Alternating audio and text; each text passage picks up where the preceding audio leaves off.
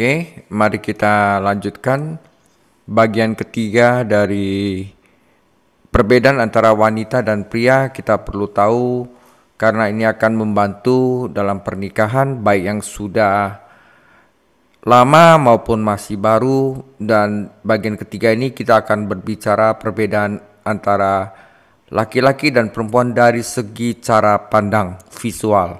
Oke, mari kita berdoa. Tuhan Yesus, terima kasih Engkau telah mengumpulkan kami. Sekali lagi kami akan giat belajar tentang apa yang telah Engkau ciptakan kepada kami, agar kami mengerti kehendak-Mu di dalam interaksi kami hari-hari ini. Tuhan Yesus, ajarilah kami, berikan kami pengertian sehingga kami dapat mengerti.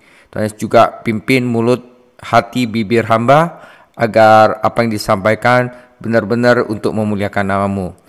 Tuhan Yesus, jauhkanlah kami daripada yang jahat, lepaskanlah kami daripada pencobaan, karena Engkau yang punya kerajaan, kuasa dan kemuliaan sampai selama-lamanya. Amin.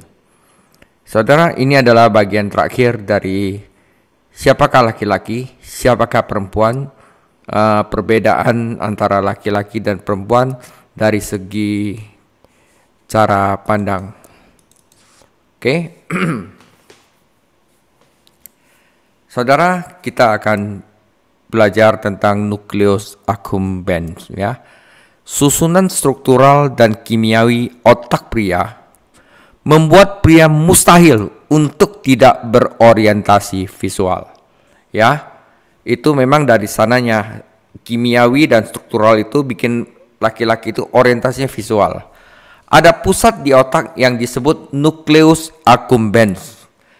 Ketika seorang pria masuk ke ruangan dan melihat wanita, apa ajalah hipotesis, yang berpakaian dengan cara yang menarik perhatian pada sosoknya yang indah, saudara, sensor ini saudara, nukleus accumbens akan menyala. Ia akan mengalami reaksi biologis yang tidak sadar, bukan sukarela, tidak sadar, berupa kenikmatan melihat gambar itu dan hasrat untuk menikmatinya. Sekarang, mari kita bahas saat lain di mana pusat otak ini, nukleus accumbens, mungkin menyala. Ini adalah bagian otak kita yang memproses kenikmatan. Ketika sebuah hidangan penutup dimakan misalnya, wah ada satu dessert yang cantik itu ya. Misalnya Anda tidak berpikir untuk menikmati rasanya. Itu terjadi begitu saja. Sebagai respon terhadap pemicu itu, yaitu memakan hidangan penutup itu, beberapa area otak menyala, lalu mengirimkan sinyal yang membuat Anda sepersekian detik kemudian mengenali rasa tersebut sebagai manis. Itu cara kerjanya.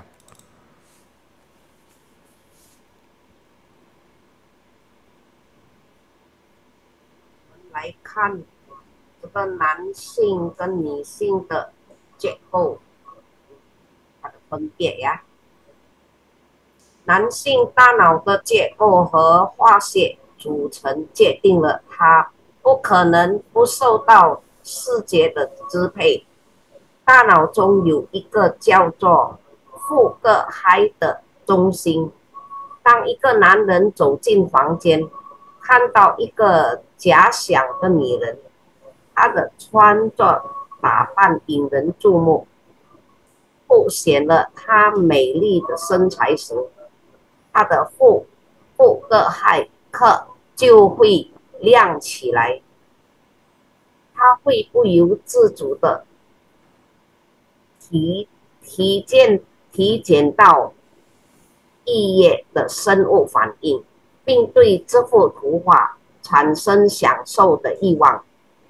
现在让我们考虑一下这个大脑中心副膈核可能亮起来的另一种情况，这是我们大脑中会礼仪乐感的部分。例如，当你吃甜点时，你不会去想品尝它的味道，它就这样发生了。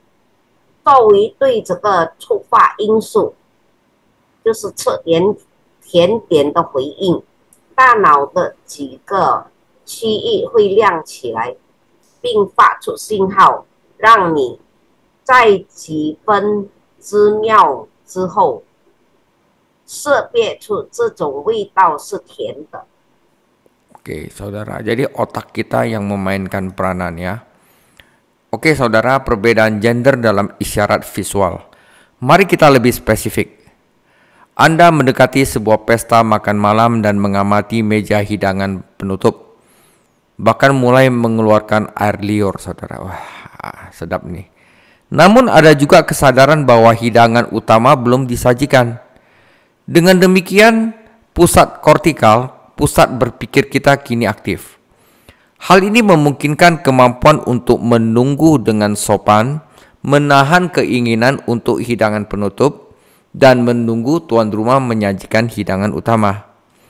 Jadi saudara, ilmu saraf telah menunjukkan bagaimana reaksi pertama terhadap isyarat visual dalam diri pria dapat bersifat naluriah dan biologis, bukan sukarela, karena langkah selanjutnya adalah sebuah pilihan. Ya, seperti kita lihat hasrat hidangan penutup, tapi dalam pikiran kita pikir, oh makanan utama belum disajikan oleh tuan rumah, maka kita itu membuat pilihan untuk menunggu dengan sopan. Dengan demikian juga sama dengan kalau misalnya kita melihat visual, adanya sesuatu yang indah, ya. Kita mungkin bisa secara naluriah atau biologis suka dan berhasrat, nyala itunya. Tapi kemudian kita juga bisa membuat sebuah pilihan. Disinilah pria beralih dari godaan ke tindakan sehat dan benar, atau dari godaan ke dosa. Penting juga untuk dicatat bahwa reaksi pria berbeda jika gambarnya menarik tetapi tidak dianggap seksual. Cakep aja gitu loh. Pria mampu menghargai kecantikan sebagaimana wanita menghargai kecantikan. Dan itu termasuk memperhatikan apakah seorang wanita itu menarik tanpa mempunyai hasrat seksual. Jika wanita itu tidak minta perhatian terang-terangan pada tubuhnya, itu bukan masalah. Nukleus accumbens tidak menyala. Pakaiannya rapi, tertutup semuanya, tetapi wanitanya cantik. Ya, laki-laki itu bisa tiba-tiba menyala otaknya itu dan melihat dan mengagumi bahwa memang itu cantik. Ya, dengan demikian reaksi akan otomatis dan dengan demikian godaan tidak terpicu. Jadi itu bisa. Laki-laki lihat wanita tetapi tidak ada hasrat, cuma lihat bahwa dia memang cantik. 视觉提示的性别差异，让我们更具体一点。你走进碗园，观察着甜点做，甚至开始随缘异地。然而，你也意识到主菜还没有上来，因此大脑皮层就是思维中心被激活了。这时，你能够礼貌地等待。压制住吃甜点的冲动，并等待主人上主菜。因此，神经科学表明，男性对视觉线索的最初反应可能是本能的、生物性的，而非自愿的。然而，下一步是一个选择，这是一个男人从诱惑转向健康政治行为，或从诱惑转向罪恶的地方。同样值得注意的是，如果图片很吸引人，但没有被认为是性感的，男性的反应会有所不同。男性和女性一样能够欣赏美。这包括注意女性是否具有吸引力。如果女性没有引起人们对其身体的过度关注，那就没有问题。复格赫不会激活自动反应，以此以致由此产生的诱惑并没有被触发。 Saudara, dalam kebanyakan kasus, ketika seorang wanita melihat pria menarik, saudara, itu yang ada yang seperti pria itu bisa menyala, nukleus akumennya tidak menyala. Tidak ada reaksi otomatis yang langsung dirasakan. Sebaliknya, ketertarikan visual biasanya dimulai di pusat kortikal. Artinya ini adalah respon yang berorientasi pada pikiran sejak awal. Jadi wanita itu tidak ada nyala seperti itu. Ia akan berpikir dulu, wah dia adalah pria yang menarik. Dalam cara berpikir perempuan, seorang perempuan hanya akan merasakan ketertarikan seksual jika ia peduli dan tertarik pada seseorang secara pribadi. Bagi perempuan, ketertarikan memang bersifat visual, tetapi hanya sampai taraf tertentu. Tetapi itu pun sangat emosional. Faktanya, dalam konteks emosional dan fisik kita, ketertarikan sejati tidak terpisahkan dari kedekatan dan keintiman dengan seseorang. Karena istri mencintai suaminya, ia tidak akan dapat membayangkan anatomi pria lain, bahkan tidak dapat membayangkan untuk tergoda. Seorang pria dapat memiliki ketertarikan fisik pada suatu gambar, tetapi ketertarikan tersebut tidak sama dengan ketertarikan yang dialami oleh perempuan. Jadi itu beda, saudara. Dalam sebagian besar kasus, pria hanya tertarik pada gambar itu sendiri dan rasa senang yang diberikan oleh gambar tersebut. Ia tidak tertarik pada orang tersebut. Ya, tetapi perempuan sama sekali tidak dapat membayangkan anatomi pria yang lain. Itu bedanya. 我们再看视觉提示的性别差异。大多数情况下，当女人看到一个有魅力的男人时，她的副歌核并不会亮起来，她不会立即产生自动反应。相反，视觉吸引力通常始于皮层中心，也就是说，他从一开始就是以一种以思维为导向的反应，他会想，哇，他真有魅力。在女性的思维中，只有当她真正关心并喜欢某个人时，才会感受到性吸引力。对女性来说，吸引力在某种程度上是视觉上的，但它深深地植根于情感之中。事实上，在我们的情感和生理层面，真正的吸引力与某人的亲密关系密不可分。妻子爱她的丈夫，所以她无法想象看作另一个男人的身体，她甚至无法想象自己受到诱惑。男人可以被照片吸引，但这种吸引力与女人体验到的吸引力不同。大多数情况下，男人只被照片本身以及它带来的意义所吸引，他不会被照片本身所吸引。 Ini mungkin agak susah, tetapi saya kasih contoh, saudara. Judulnya Tatapan yang Tak Bertahan Lama. Ya, kali ini saya pakai contoh suami istri Hari dan Tanti. Di sebuah desa yang tenang, terhimpit di antara perbukitan dan sungai, hiduplah sepasang suami istri Hari dan Tanti yang dikenal karena pengabdian dan kebijaksanaan mereka yang lembut. Mereka sering berjalan bersama, membicarakan mimpi, membicarakan kitab suci, meraih pengetahuan, dan segala hal-hal kecil dalam hidup. Suatu hari mereka jalan-jalan ke puncak. Ya, di tengah jalan, Hari melirik seorang perempuan yang duduk di dekat air mancur. Perempuan itu sedang membaca, sinar matahari menyinari bahunya, Posturnya anggun namun rendah hati. Ya, melirik, menatap.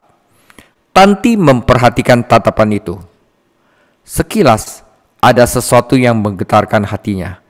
Bisikan rasa tidak aman, bayangan perbandingan. Kemudian di bawah pohon zaitun tempat mereka sering berdoa, Tanti mulai berbicara. Tanti, hari ini di dekat air mancur, kau menatapnya. Bukan sekadar tatapan, rasanya lebih dari itu. Hari berhenti sejenak. Aku memang menatap, tetapi tidak dengan hasrat. Rasanya seperti memperhatikan pintu yang dipahat indah dan matahari terbenam yang tak perlu dikejar. Keindahan loh, bukan hasrat. Tapi bagaimana kau yakin, kata Tanti? Bukankah kecantikan membangkitkan sesuatu di dalam dirimu? Oke. 这个短暂的凝视，在一个宁静的村庄里，依山傍水，住着一对夫妻，就是哈利和丹蒂。他们以虔诚的温柔的智慧而闻名。他们经常一起散步，谈论梦想、经文以及生活中的点点滴滴。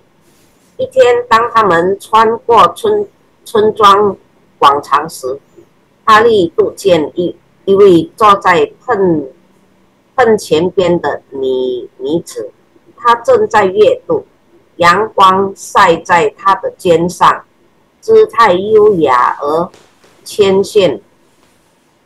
丹蒂注意到了那目光转瞬即逝，但他心中却涌起一丝不安，一丝攀比的阴影。然后在他们经常祈祷的甘蓝树下，丹蒂就开口说道：“丹蒂说，哈利，今天在喷泉边，你凝视着他，那不仅仅是一个眼神，那感觉远不止于此。”哈利就停顿一下，我凝视着他，但并非是一渴望，那就是凝视一扇雕花精美的门，或是一场无需追逐的日落，是美而非渴望。丹蒂就说：“但你怎么能确定呢？”打不了。难道美貌不能唤醒你内心的某种东西吗？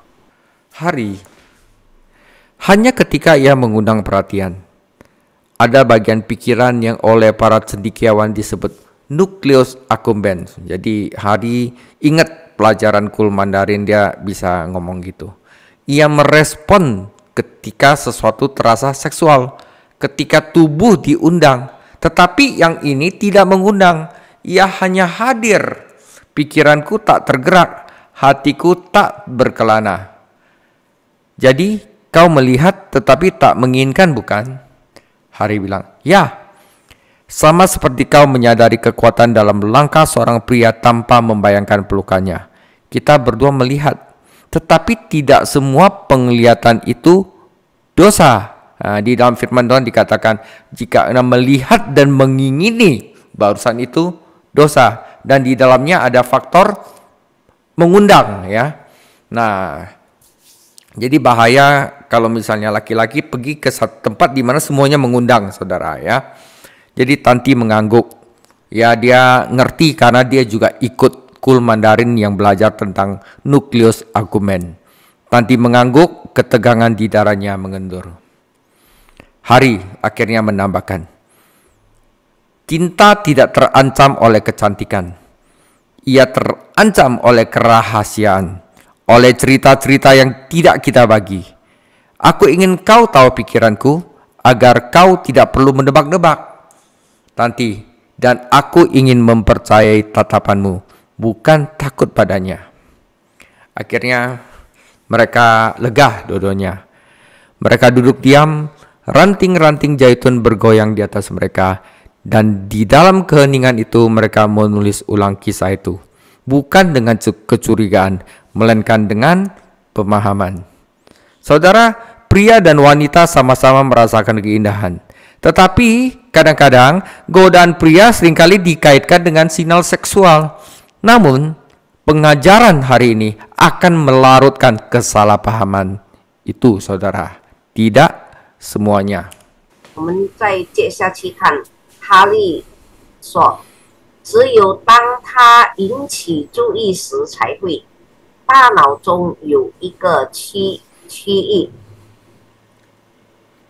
学者们称之为副葛赫。当某种东西让你产生性欲，当身体受到诱惑时，它就会做出反应，但它并没有邀请你，它只是存在着。我的思绪没有被触动，我的心也没有犹豫不定。当地就说，所以你看到了，但你并没有渴望，对吗？哈利说：“是的，就像你不用想象一个男人的拥抱，就能感受到他脚步的力量一样。我们都看到了，但并非所有的视觉都是罪恶的。”当地就点点头，胸口的紧张感放松了下来。那么哈利就说：“爱情不受美貌的威胁，它受秘密的威胁，受我们不分享的故事的威胁。我希望你知道我的想法，这样你就不用去猜测了。”当地就说：“我希望信任你的眼光，而不是害怕它。”他们静静的坐着，橄榄枝在他们头顶摇曳。在沉默中，他们重写了故事，不是带着怀疑，而是带着理解。男人和女人都感知美，但男性的诱惑往往与性暗示联系在一起，而这种教导消除了这种误解。 Saudara, jadi penting pengajaran ini biar laki-laki maupun perempuan mengerti. Oke, kita lanjutkan. Tentang apa otaknya pria kalau lihat blue film, lihat pornografi. Ya. Nah, saudara, pornografi adalah ketertarikan pada suatu gambar. Dan bukan tentang keintiman. Pornografi adalah tentang anti keintiman. Ketika seorang suami mendekati istrinya, itu adalah tentang keintiman. Ketika seorang suami mulai tertarik pada pornografi, itu bukanlah tentang keintiman. Jadi, kebohongan yang dipercaya beberapa wanita adalah, jika aku memuaskannya, dia tidak akan mau pornografi. Namun dia tidak menonton pornografi untuk keintiman. Jadi, jangan dijadikan saingan, saudara. Beda. Sebagai seorang pria, seringkali ketika ia merasa kesepian, impoten, tak berdaya atau marah, ia mungkin tergoda untuk menonton pornografi sebagai cara untuk menghilangkan rasa sakit itu dan tidak merasa intim karena ia tidak ingin dikenal atau merasa rentan pada saat itu. Jika tidak, ia harus berduka dan merasakannya. Jadi di dalam rasa sakit itu, seorang pria secara naluriah ingin melepaskan diri dari perasaan-perasaan itu, melepaskan diri dari keintiman. Itu sebabnya seorang pria tidak bisa begitu saja mengimbangi godaan pornografi dengan keintiman fisik. Dua hal yang berbeda. Laki-laki lihat pornografi bukan untuk keintiman, bukan, itu hanya untuk melepaskan sesuatu yang ada di dalam diri dia. Ya. Saudara, jika suami Anda enggan membicarakan bagian hidupnya ini, sangatlah penting baginya untuk memandang Anda sebagai seseorang yang bisa ia ajak berbagi. Itu akan membantu menjaga pintu tetap terbuka, apapun yang terjadi, baik atau buruk. Oke, saudara, pornografi bukanlah pengganti dari keintiman. 我们再看视觉提示的性别差异。事情作品关乎的是形象的吸引力，而并非亲密关系。事情作品是反亲密关系的。丈夫接近妻子是为了亲密关系。丈夫对事情作品感兴趣时，并非为了亲密关系。所以有些女人相信的谎言是，如果我满足了她，她就不会想要事情作品了。然而她看事情作品并非为了亲密关系。作为一个男人，当他感到孤独、无力、无助和愤怒时，他可能会忍不住看事情作品来麻痹痛苦，逃避亲密关系，因为他不想在哪一刻被人了解或感到脆弱，否则他就不得不悲伤和感受。所以在哪种痛苦中，男人本能地想要逃避那些感觉，逃避亲密的关系。这就是为什么女人不能简单地用身体上的亲密来抵消事情作品的诱惑。如果你的丈夫不愿谈论他生活中的这部分，让他把你视为可以分享的人很重要。无论发生什么，无论好坏，这都能让他敞开心扉。 Jadi, mulailah percakapan dengan strategi tentang bagaimana cara Anda menanggapi atau tidak menanggapi sesuatu yang menjengkelkan. Pada akhirnya Anda harus menjadi diri sendiri, saudara, bukan sesuatu yang dipaksakan kepada orang lain, dan menghargai apa yang Anda rasakan. Sarannya adalah agar perasaan tersebut disampaikan dengan cara yang paling sehat dan paling konstruktif, tidak egois, sama seperti Anda juga harapkan apa dari suami. Selain itu, seorang wanita dapat membuat pilihan pakaian yang lebih terhormat. Ya, bukan terlihat kuno, tetapi yang berhati-hatilah yang itu ya. Seorang pria dapat menggunakan mode trendy seperti orang lain, ya, tampil percaya diri dan cantik serta memberikan kesan yang luar biasa. Enggak harus yang seksi-seksi itu yang bagus. Perempuan bisa menggunakan pakaian yang sopan, tetapi juga bisa tampil cantik dan memberi kesan yang luar biasa.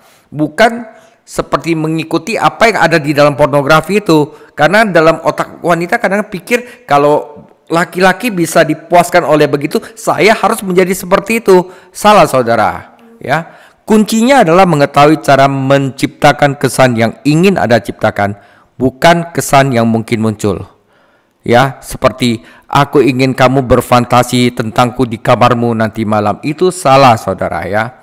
Saudara, berhati-hatilah dengan lekuk tubuh, karena kebanyakan pria akan mengatakan ini bahwa itu adalah daya tarik magnetis yang paling sulit tidak diperhatikan adalah lekuk tubuh. Atau sekilas apapun yang harus tersembunyi. Misalnya, seorang pria telah menyebutkan seberapa sering wanita menggunakan legging atau celana pendek spandek tanpa sesuatu seperti tunik untuk menutupnya. Lagi pula, mereka menunjukkan pakaian tersebut memeluk setiap lekuk tubuh seolah-olah ia telanjang dan dengan jelas memaksimalkan asetnya.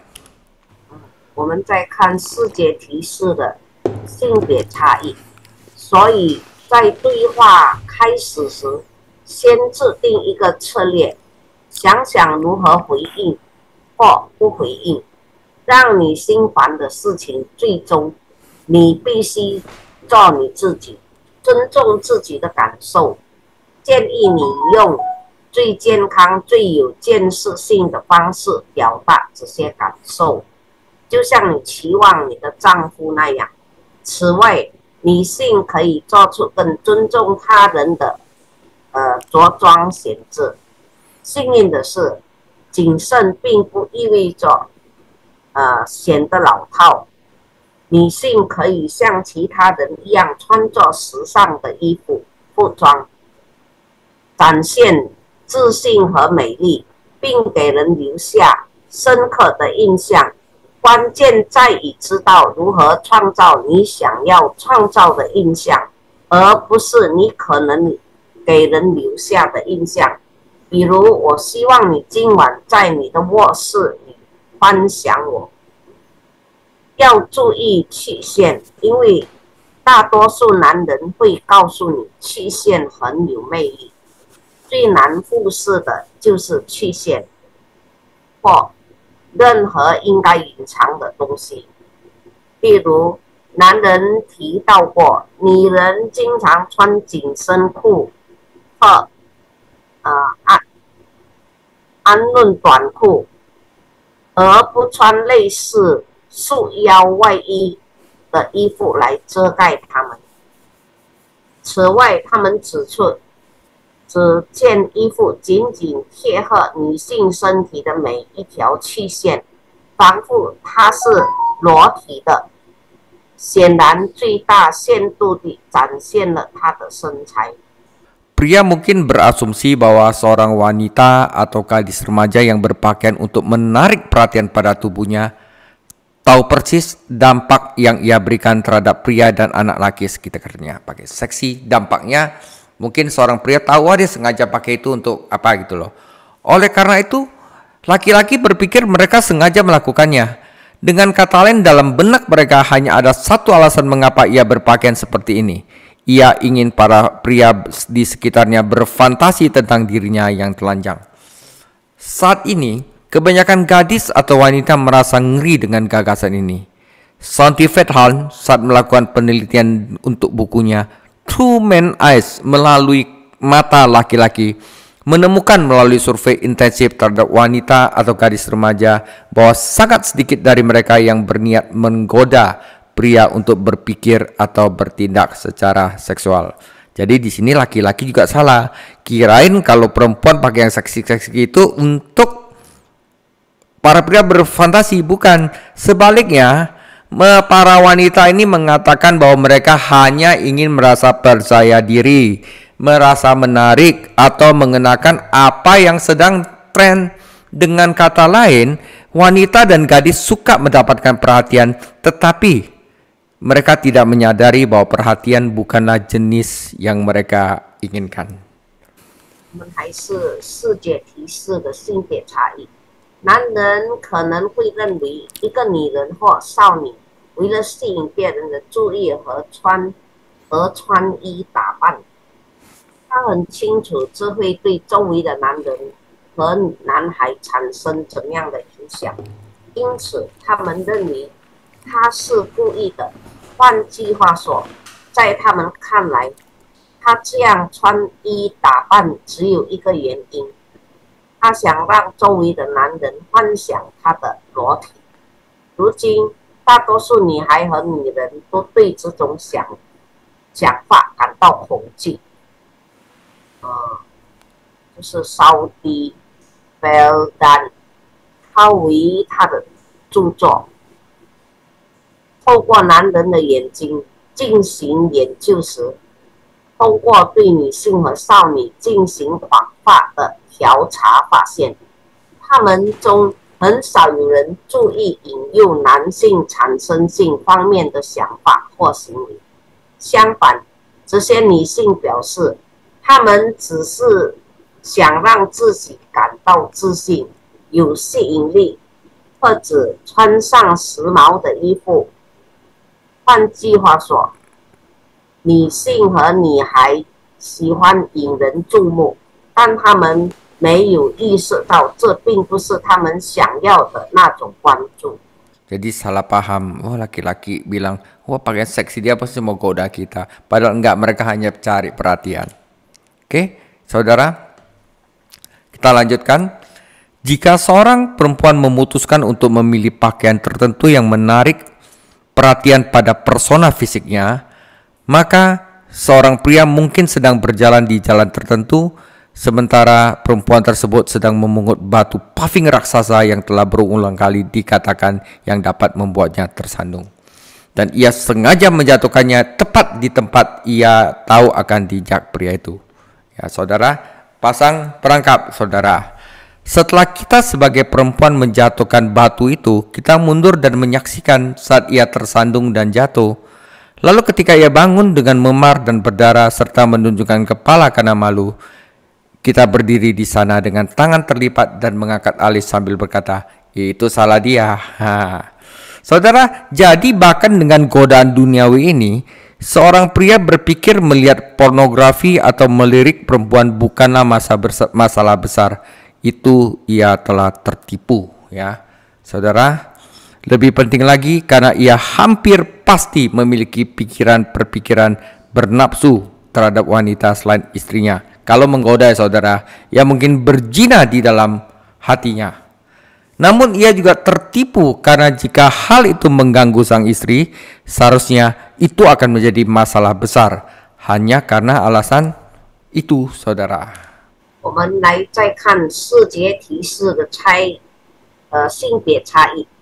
如果一个女人界定选择一件特别的服装来吸引人们关注她的外貌，那么一个男人走在某条街上，而他正捡起一块巨大的铺路石，而这块石头他曾多次被告知会被绊倒，于是他故意把它扔在他知道他会踩到的地方。当石头掉在地上后，我们作为女人会退后一步，看作他绊倒，然后当他满身淤青、鲜血淋漓地站起来，羞愧地低下头时，我们却抱臂交叉，扬起眉毛，站在那里说都是他的错。所以，即使面对这些世俗的诱惑，如果一个男人认为看事情变化盯着女人看没有什么大不了的，那就是他在自欺欺人。更重要的是，因为他几乎肯定会对妻子以外的女人产生性欲，所以他很可能在心里犯了通奸罪，但他也同样自欺欺人，因为如果这件事让妻子感到困扰，那么仅仅因为这个原因，它就应该是一件大事。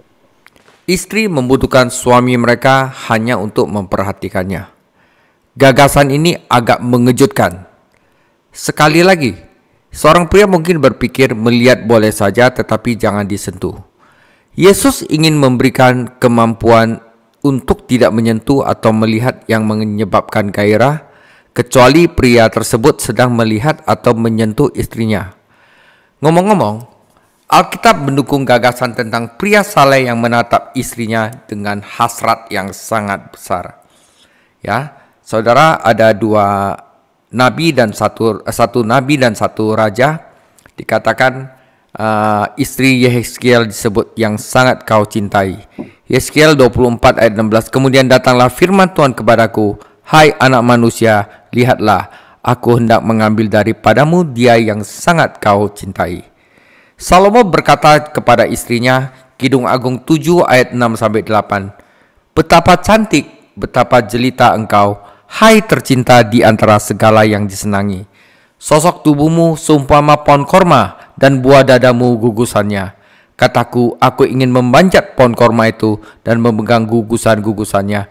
Kiranya buah dadamu seperti gugusan anggur dan nafas hidungmu seperti buah apel. Ya. 世界提示的性别差异。妻子需要丈夫只关注他们，这个想法有点令人惊讶。同样，男人可能会想，看可以，但不能触摸。耶稣想要赋予男人避免触摸和以激起欲望的方式观看的能力。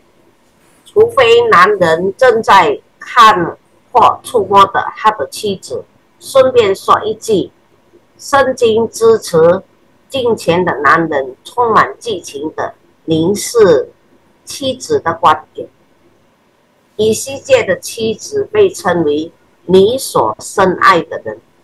以西结书24章16节，圣经所说的话：人子啊，我要将你眼目所喜爱的忽然起去，你却不可悲哀哭泣，也不可流泪。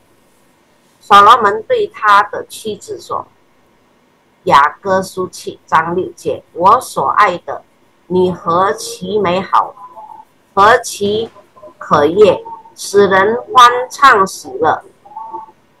你的身量好像棕树，你的两乳如同其上的果子。下垂第8节，我说我要上至棕树，抓住枝子，愿你的两乳好像葡萄。下垂，你鼻子的气味香如苹果。Itu tentang ini, dan saya berikan penutup. Ya, tadi adalah perbedaan antara wanita dan pria. Ini adalah kebutuhan bagi istri dan suami ya. Wanita inginnya seperti apa? Wanita ingin laki-laki bersikap sabar, baik hati dan lemah lembut terhadap istri. Didengarkan istri Anda, jangan memotong pembicaranya. Jalin komunikasi yang terbuka dan sampaikan perasaan Anda kepadanya. Luangkan waktu bersama keluarga, hargai setiap anggota keluarga dan jadikan mereka prioritas. Dan yang keempat, jadilah pendeta di rumah Anda. Nah, suami pengen bagaimana? Ya, suami perlu merasa dihormati dan dihargai oleh istri mereka. Suami membutuhkan keintiman seksual. Suami juga membutuhkan persahabatan untuk tukar pikiran. Istri yang senang melakukan hal-hal yang menyenangkan bersama. Para suami membutuhkan dukungan domestik, admin lah, seorang istri yang mengurus rumah tangga. Oke saudara, demikianlah tentang perbedaan laki-laki dan perempuan 1, 2, dan 3. 我们来看这个的介述。女性的需求，对妻子要有耐心、善良、温柔，倾听妻子的心声，不要打断她，保持开放的沟通，并与她分享你的感受，花时间陪伴家人，珍惜每一位成员，把他们放在首位，成为家中的牧者。男性的需求是，丈夫需要感受到妻子的尊重和欣赏，丈夫需要性亲密，丈夫需要陪伴，一个喜欢一起做快乐事情的妻子，丈夫需要家庭支持，一个能照顾家庭的妻子。2 minggu lagi cara untuk memecahkan konflik ya. Itu mungkin ada 3 sesi juga. Jadi di sini kita kalau misalnya ada konflik bagaimana kita untuk baik lagi gitu loh ya. Oke, gitu aja. Terima kasih. Tuhan Yesus memberkati.